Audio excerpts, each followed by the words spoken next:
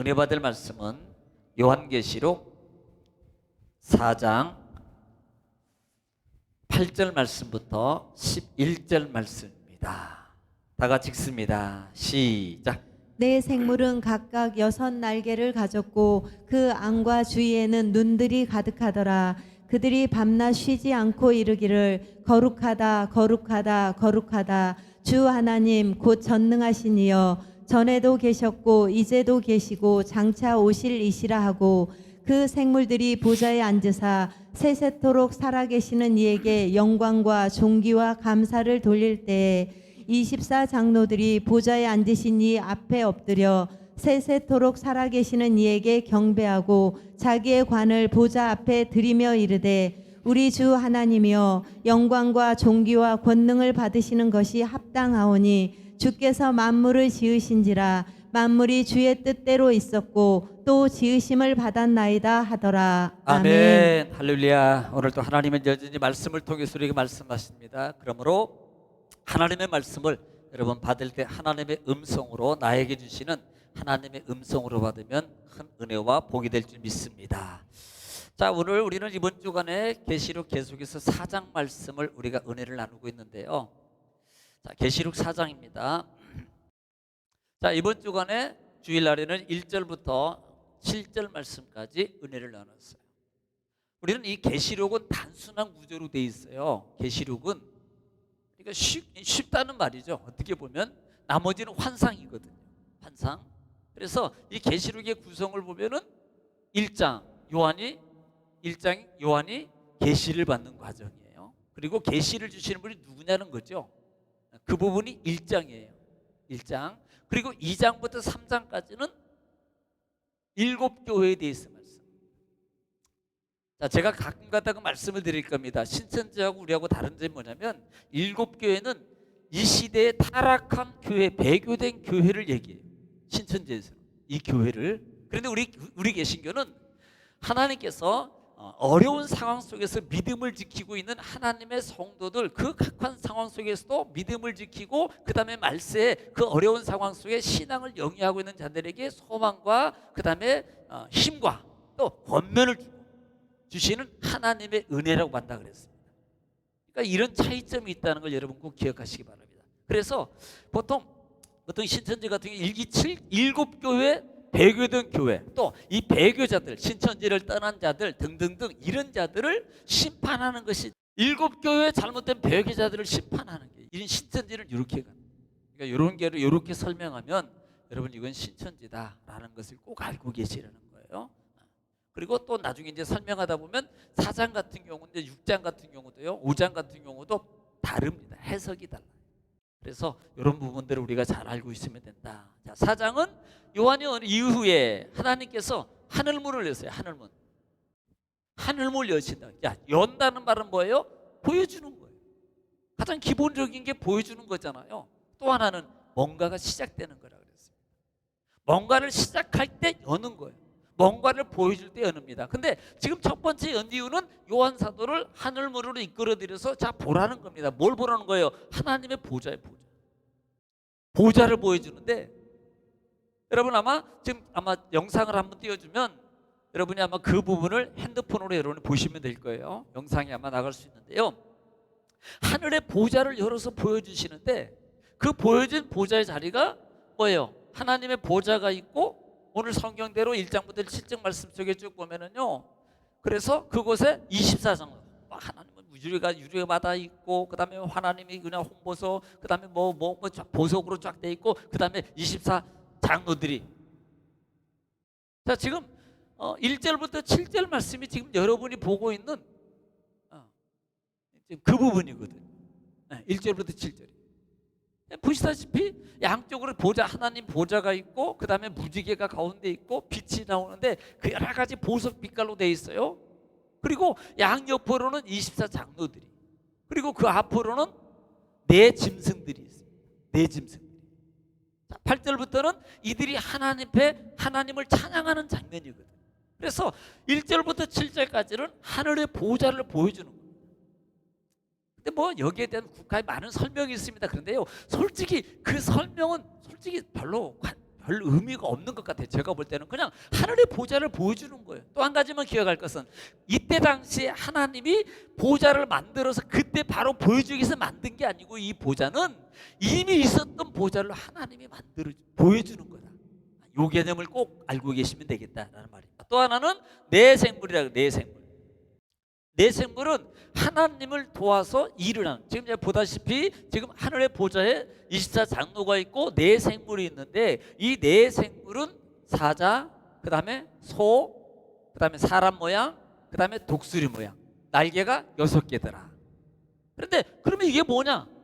이게 중요한 거거든요. 이게 중요한 거예요. 자, 내생물이 뭐냐면 하나님의 일을 도와서 하는 영물들이에요. 그러니까 우리가 하나님하고 예를 들어서 막 헷갈리지 마세요. 하나님의 일을 돕는 수많은 무리들의 그룹과 천사들이 영물들이 있다는 것을 여러분 염두하고 있어라. 이것만 기억하고 계시면 돼요. 그래서 이들은 뭐예요? 날개가 6개라는 말은 신속하게. 또 그들은 양쪽 뒤로 눈이 있다 그랬어요. 눈이 있다는 말은 뭐예요? 통찰력. 그래서 이미 우리가 이사야서나 에스겔서를 통해서 이 영들이 하나님의 영이 하는 곳마다 이들은 뭐예요? 따라가. 이들이 먼저 하는 게 아니고요. 따라가서 돕는 거예요. 그리고 돕는데 반드시 직진만 해요. 성경에 이미 읽었을 주일날 그것은 하나님의 오로지 하나님의 일만 위해서 계속 그 일을 상징적으로 여러 가지 의미가 있습니다만 이건 뭐 사실 그런 의미 요 정도만 알고 있으면 됩니다. 그 대신 뭐 다른 데서 요걸 갖다가 뭐 뭘로 표현하고 뭘로 표현하고 이게 자꾸 갖다 보면 이게 이제 생각을 야 요건 뭘까 자꾸 요걸 가지고 이렇게 들어가다 보면 막 자기 거 만들어지고 그래요. 그러니까 그런 거는 생각 안 해도 된단 말이에요. 자, 오늘은요 그래서 지난주에 여기까지, 그 다음에 일곱이라는 것도 얘기를 드렸죠. 일곱은 완전수를 얘기한다. 완전수를. 그러니까 하나님의 성령을 의미하는데 그 성령의 일을 일곱이라니까 자 7개만 우리는 생각하는 거예요. 그러니까 일곱은 완전성을 다 얘기한 통틀어서 완전함. 누가? 하나님의 성령의 사역성을 의미하고 있다 그랬어요. 사역성. 그러니까 하나님의 사역성은요 한두 가지야. 요게 사역이야 이렇게 말할 수 없어요. 왜냐하면 많은 하나님의 영적 사역이 있기 때문에. 그래서 그 하나님의 사역성, 완전한 사역성을 표현하는 그 숫자가 7영이다라는 부분으로 표현했다 이 말입니다. 이 정도만 여러분들이 기억하고 계시면 되고요. 자, 오늘부터는 8절부터는 뭐냐면 이 24장로하고 영물들이 뭐 하냐면 보좌에 앉으신 하나님을 찬양합니다. 자, 앞으로 지금 인을 뗄 자가 누구냐는 거예요. 6장 5장 가면은 인을 뗄 자가 없어서 요한이 울어요. 그때 하나님의 어린 양이 그 보좌에 앉은 분의 두루마리를 취해서 그 인을 떼기 시작합니다. 이게 5장이에요. 그런데 지금 그 보좌에 앉으신 분을 먼저 그분은 어떤 분이냐는 겁니다. 어떤 분인가를 갖다 찬양하는 부분이 8절부터 오늘 11절 말씀까지의 찬양의 모습이다라는 부분입니다. 자, 한번 8절 말씀 우리 읽고 보겠습니다. 시작. 네 생물은 각각 6날개를 가졌고 그 안에 안과 주위에는 눈들이 가득하더라. 그들이 밤낮 쉬지 않고 이르기를 거룩하다 거룩하다 거룩하다 주 하나님 곧 전능하시니여 전에도 계셨고 이제도 계시고 장차 오실 이시라 하고. 자, 우리는 이 말씀을 이해할 못할 부분 하나도 없을 것 같아요. 이 부분이 이미 말씀드렸어요. 네 생물들이 날개가 6개 있어요. 이사야서하고 좀 차이점이 있다 그랬습니다. 차이점이 있어요. 바퀴가 달려, 이사야서는 바퀴가 달려 있어요. 에스겔서는. 자, 그래서 지금 이들이 외치는 게 뭐예요? 그들이 6날개를 가졌고 그 다음에 주위에 눈이 가득하더라. 이 부분은 신속함과 통찰력이라고 말씀을 드렸어요. 예리한 통찰력을 통해서 하나님의 권능의 일을 돕는 이들, 또 이 부분을 표현하는 겁니다. 그들이 밤낮 쉬지 않고 거룩하다 라고 표현해요. 자, 여기서 3번 거룩하다 그래요. 3번. 이게 3번 거룩함의 이 표현은 말입니다. 히브리식 표현이라고 그래요. 히브리식. 그러니까 그때 당시에 그 히브리식 표현으로 보면은요, 최상급으로 찬양할 때, 그때 당시에 히브리인들은 최상급으로 찬양할 때 이렇게 3번 이상을 외쳐서 표현하는 거예요. 네. 그러므로 정말 전능하신 하나님, 통찰력 있으시고 우주 만물을 다스리고 모든 걸 주관하시고 정말 권능과 능력으로 심판 주신 그 하나님이 정말 전능하신 하나님입니다. 거룩하신 하나님입니다. 깨끗하신 하나님입니다. 오직 주밖에, 깨끗하신 분밖에 심판할 자가 없습니다라고 그분을 찬양하는 부분이 바로 거룩이라고 말하고 있다 이 말입니다. 예, 이것을 거룩하는 거예요. 그러니까 전능하신 하나님이 그냥 한 분이 아니에요. 이것은 계속적으로 하나님이 거룩하심으로 찬양을 받으시에 합당한 분입니다라는 고백이에요. 아니 3번만 하나님 거룩합니다, 하나님 찬양합니다, 하나님 찬양합니다라고 끝나는 이게 우리 신앙이 아니잖아요. 이 하나님은 주님, 우리는 평생 우리 영혼이 그분을 찬양 받으시기에 합당하신 하나님이에요. 할렐루야. 우리는 그분을 늘 찬양합니다. 찬양이 뭐예요? 그분을 인정하는 거예요. 그분을 높여드리는 거예요. 그분을 수용하는 겁니다. 하나님이 전능자이십니다. 하나님이 나의 주인이십니다. 하나님이 우리를 구원자이십니다. 하나님이 모든 권세를 다 다스릴 분입니다. 마귀와 권세를 모두를 확 깨뜨리고 멸하실 분입니다라고 이렇게 고백하는 것이 찬양하는 거예요. 하나님이 나를 살리셨습니다. 하나님이 나를 구원하셨습니다. 우리는 오직 하나님의 은혜로 살고 있습니다라고 이렇게 고백하는 거 뭐예요? 이게 하나님을 찬양하는 거라고. 여러분, 이것이 한 번으로 끝나면 되겠습니다. 우리 평생에 정말 주님을 찬양하는 찬양의 삶으로서 우리가 찬양을 계속 갖는 거예요. 할렐루야. 자, 9절 있습니다. 자, 9절 시작. 그 생물들이 보좌에 앉으사 세세토록 살아계신 이에게 영광과 존귀와 감사를 돌릴 때. 아멘. 9절에서 뭐라 그래요? 그 생물들이 보좌에 앉으사 세세토록 살아계신 이에게 영광과 존귀와 감사를 돌리래요. 영광과 존귀와 감사를 돌려라. 이거 이해 못할 거 아니죠. 왜? 그분을 지금 보좌에 앉으신 분이 누구냐는 겁니다. 그분은 이렇게 전능하신 분입니다. 존귀와 영광을 받으실 분이에요. 우리는 하나님께 목적이 뭐예요? 하나님께 영광을 드리는 게 우리의 목적이라 이 말입니다. 내가 영광 받는 게 아니고요, 내가 영광을 누리는 게 아니고요, 우리의 삶의 목적은 하나님께 영광을 돌리는 데 있어요. 마치 우리는 이미 요한복음 17장에서 예수님의 중보기도잖아요. 중보기도 때 첫 번째로 예수님이 기도했던 내용을 기억하십니까? 예수님은 하나님 나를 영화롭게 하소서라고 했는데, 이것은 자기가 영화롭감을 받기 위해서 자기 영화를 나타내기 위해서가 아니라 그랬습니다. 하나님 나의 영화를 통해서 이 말은 하나님 나를 주님 마음껏 쓰셔서 주님의 영광 나타내 주세요. 오직 주님의 영광의 도구로만 사용해 주세요라고 하는 거예요. 바로 이런 부분이거든요. 우리가 하나님 앞에도 예를 들면 데살로니가 5장 16절 말씀에도 17절 18절 말씀에 항상 기뻐하라, 쉬지 말고 기도하라, 범사에 감사하라, 이런 그리스도 안에서 너희를 향하신 하나님의 뜻이니라 말입니다. 이것은 범사에 감사하는 삶이에요. 이게 뭐예요? 찬양 아니겠습니까? 영광을 늘리고 존귀와 영광을 돌릴 뿐만 아니라 감사의 삶으로 가는 거예요. 할렐루야. 우리는요 다 이게 뭐예요? 은혜를 잊지 않는 삶입니다. 은혜를 잊지 않는 삶. 정말로 은혜를 잃어버리면 안 됩니다. 우리가요 살아가면서 진짜 은혜를 잃어서는 안 돼요. 사람이요 정말로 삶 속에서 부모님 은혜도 그렇고 하나님의 은혜도 그렇고 그 은혜를요 잃어버리면 안 돼요. 여러분 예를 들어서 부모가 여러분 조금 섭섭하게 한다고 부모 은혜 좋을 때만 은혜입니까? 아니에요.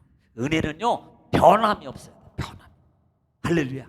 그냥 구주나 낮이나 그냥 그 은혜는 왜? 내가 있는 자체만도 그 자체가 은혜잖아요. 할렐루야. 그래서 그분에게만 오직 영광과 존귀토록 찬양을 돌려라, 이렇게 말씀하고 있는 부분입니다. 자, 10절 시작. 24 장로들이 보좌에 앉으신 이 앞에 엎드려 세세토록 살아계시는 이에게 경배하고 자기의 관을 보좌 앞에 들이며 이르되. 자, 이번에는 네 생물이 했고 여기는 24 장로들이 뭐예요? 자기의 관을 벗어요. 관을 벗어서 보좌에 앉으신 앞에 드립니다. 드리면서 뭐라고 말하는 거예요? 지금 10절에 보면은 엎드려서 아니 앞에 엎드려 세세토록 살아계신 이에게 경배하고 자기 관을 보좌 앞에 드리니라. 이 말은 영원이라는 영원함을 강조하는 거잖아요. 이 드리며 던지며라는 말의 의미가 있습니다. 겁니다. 이 들이다는 말이 옆 앉으신 이에게 들이며 그러니 발로라는 말을 쓰는데요. 이것을 자신을 내 던지다라는 뜻이에요. 발로라는 뜻이 내 자신을 내려놓다, 그 다음에 자신을 내 던지다, 그 다음에 던지다, 버리다라는 말이에요. 이 말은 결국은 자기의 모든 것을 다 그 앞에 내려놓는 거예요. 이것은 뭘 말하는 거예요? 겸손. 나는 없어요. 그러니까 영광의 자리에 있으면요, 우리가 영광의 자리나 어떤 자리에 있으면요, 예를 들어서 무슨 예를 시장이나 대통령이나 무슨 보좌관이나 국회의원 옆에만 있어 갑자기 막 자기가 무슨 국회의원도 아닌데 국회의원 된 것처럼 막 힘주고 막 일본 가오 자꾸 우리 가오 일본 말씀 안 되는데 자기는 아니에요. 그냥 보좌관이고 옆에서 그냥 보조하는 사람인데 자기가 막 힘주고 그리고 막 사진 찍어가지고 나 같이 찍었다고 막 자기 막 자랑하고 다니. 하나님께 나는 오직 없어지고 오직 하나님만 영광입니다. 주님 앞에 자기 자신을 낮추는 거예요. 할렐루야. 우리는요 평생 살면서 그러면 우리가 낮아지면 하나님이 높여주세요. 주 앞에 겸손하면 하나님이 뭐예요? 높여주시는 거예요. 하나님이 높여주세요. 내가 높아지려 그러면 올라갈 수 있어요. 어느 정도. 그런데요 떨어지면 아프다니까. 내가 올라가면 떨어진다니까요. 올라간 만큼 아파요. 아파. 떨어진 만큼. 예. 그러니까 여러분 조금 떨어지면요, 아이고 충격 가요. 그런데 1m, 2m 이상 가면요, 이제 골절 나옵니다. 그 위 이상 가면요, 다리 부러져요. 그 이상 가면 다리뿐만 아니라요, 여러분 문제가 생깁니다. 떨어지면요, 문제가 생기는 거예요. 그러니까 하나님이 높여주시는 방법을 써야 되는데 그건 뭐예요? 주 앞에서 나를 낮추는 자. 할렐루야. 우리는 날마다 주님 앞에 낮아져야 됩니다. 낮아지는 것은 결국 뭐예요? 내가 없는 거예요. 나는 없어져요. 나라는. 이걸 죽이는 훈련을 해라. 그러니까 성질도 죽이고 뭐도 죽이고 다 죽여야 그래야만이 이게 예수님의 십자가의 도라는 말씀이에요. 죽기까지 복종하셨으니 이거거든요. 그런데 우리는 죽을 때까지 죽을 때까지 이게 자꾸 싸워야 돼. 죽을 때까지 이게 죽어도 금방 죽어도 은혜 받고 성령 받고 쫙막 충만하면요, 아이고 아버지 나는 죄인, 나는 죽었으면 나는 아무것도 아닙니다. 그런데 조금 지나면 또 올라. 이게 쫙막 할렐루야 막 날뛰고 막 은혜 받고 딱 나가가지고 아래 주차장에 가지고 누가 딱 갈아박으면 금방 자기 없어지고 언제 그 은혜 받던 사람. 그거 분명히 성도 차량이나 아니면 우리 같은 교인 차량일 때 좀 전화해서 기다리든지 은혜 받아. 그렇게 은혜 받았으면 1시간도 주여 나보고 기도하라 그러고 있어야지. 그걸 그냥 못하지. 그 차를 일단 막 그게 은혜 받은 사람이에요. 은혜 받은 세상에 은혜 받고 바로 내려가자마자 그냥 은혜 싹 쏟아버리는 거예요. 자신을 던져버려야 돼요. 주님 앞에 자신을 던져버리는 거예요. 들여버리는 거예요. 벗어버리는 거예요. 그래서 내 속에 있는 것들을 나를 버린 만큼 누가 하나님이 채워주신다. 버린 만큼 하나님의 은혜로 들어오고 버린 만큼 하나님의 응답으로 들어오고 버린 만큼 하나님의 기적으로 들어오고 버린 만큼 하나님의 축복으로 들어오고 버린 만큼 하나님의 치료로 들어오는 거예요. 그러니까 우리는 자꾸 버려야 돼. 언제까지 버려야 돼? 죽을 때까지. 자, 그래서 하나님은 반드시 그렇게 11절 벌써 다 끝난겨? 그럼 안 되는데. 자, 11절입니다. 시작. 우리 주 하나님이여 영광과 존귀와 권능을 받으시는 것이 합당하오니 주께서 만물을 지으신지라 만물이 주의 뜻대로 있었고 또 지으심을 받았나이다 하더라. 따라합시다. 창조 주인. 그러니까 이거 인정 안 하면요, 우리가 삶 속에서요, 내가 벌었으니까 내 거야, 내가 내 이름으로 됐으니까 내 거야, 내가 났으니까 내 거야, 이거요 내 걸로 가는 겁니다. 하나님이 가장 싫어하는 게 뭔 줄 아세요? 마귀가 가장 좋아하는 게 네 거야, 네 거. 너도 하나님처럼, 너도 네 거. 이거 솔직히요, 우리 인생 고백할 때요, 세상에 떠날 때 옷 한 벌도 못 가지고 간다니까. 이게 우리 인생이 정말이에요. 수천억을 가졌을 때 갈 때요, 아무리 뭐 돈병철이면 뭡니까? 뭐 누군 뭐 하겠어요? 예, 똑같다니까요. 지금 마지막 고백하는 이 고백이 아무것도 아닌 것 같잖아요. 제가 한번 읽고 우리 주 하나님이여 영광과 존귀와 권능을 받으시는 것이 합당합니다. 지금 계속 말하는 것이 1절부터 7장에 있는 현상 속에서 그 보좌에 앉으신 분이 누구시냐? 통찰력 있으시고 전지전능하시며 모든 것의 주인이신 하나님입니다. 그분 예수님입니다. 그분인데 그분은 어떻게 되냐? 8절부터 오직 그분만이 거룩한 분이고 그분만이 전능한 분이고 그분만이 영광과 찬송과 감사와 받을 분이라 이 말입니다. 합당한 분이라는 거예요. 합당한 분. 그렇게 고백하면서 마지막으로 고백하는 게 주께서 만물을 지으신 자라 이렇게 말합니다. 만물이 주의 뜻대로 있었고 또 지으심을 받았나니. 이게 뭐예요? 주인이라는 소리. 주인. 이 고백이요 우리 신앙에 정말 중요한 겁니다. 우리 고백이. 욥의 고백이 주신 자도 여호와요 취하신 자도 여호와요. 모든 것이 다 주께로 왔으니 당연한 겁니다. 내 것은 없습니다. 그래도 주님 겁니다. 이게 고백이 되는 거예요. 그래야만이 그때 나오는 게 뭐예요? 은혜를 아는 거예요. 은혜. 내가 은혜로 살고 있구나. 내가 은혜로 살아야 되는구나. 내가 은혜 값 속에 있어야 되는구나. 이것을 절실하게 느끼는 고백이 이 고백이 있을 때만이 가능한 거예요. 그래서 이 부분을 1장부터 11장까지 4장에서는 보좌에 앉으신 분이 누구시냐. 그 다음에 그분은 찬양과 존귀와 영광과 감사를 받으시기에 합당하신 분이다라는 부분을 말하고 있다. 그래서 4장은 어려울 게 하나도 없어요. 자, 오늘은 여기까지만 하겠습니다.